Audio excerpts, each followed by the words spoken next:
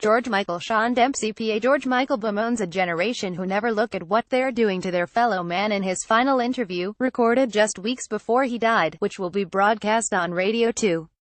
In the interview, the ex-Wham singer told Kirsty Young that he was optimistic about his recording career, saying, "Even when I've really hit rock bottom, I believe that this period of downtime will result in something spectacular." But he said artists do not look out for fellow artists anymore. Talking about losing his court case against Sony Music, Michael, who died aged 53 on Christmas Day 2016, told Young, "I feel I took 3 years out of my career. I spent $7 million and I got nothing for artists.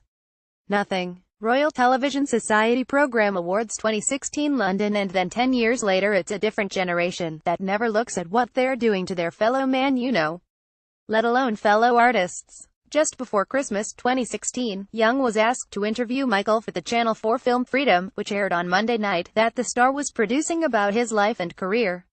The interview was only meant to cover a few topics, with parts of their discussion to be used as part of the soundtrack for Freedom.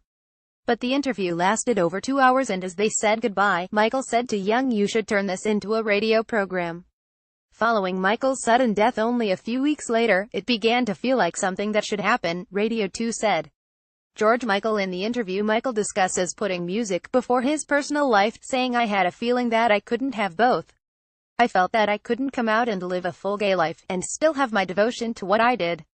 And of meeting Anselmo Filippa, who later died of an AIDS-related illness, he said, "I was happier than I'd ever been in my entire life.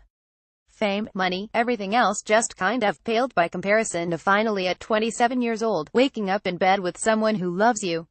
He remained hopeful about his future recording career, saying, "Even when I've lost control, even when I've really hit rock bottom, I believe that the red line is still there, and that this period of downtime will result in something spectacular." Louis Carney, head of Radio 2, said the Radio 2 listeners continue to love and remember George Michael and his music, and I'm glad that they will be able to hear his final, very special interview on the station. George Michael, The Red Line will be broadcast on Radio 2, split across two 60-minute programs on November 1st and November 8th at 10 p.m.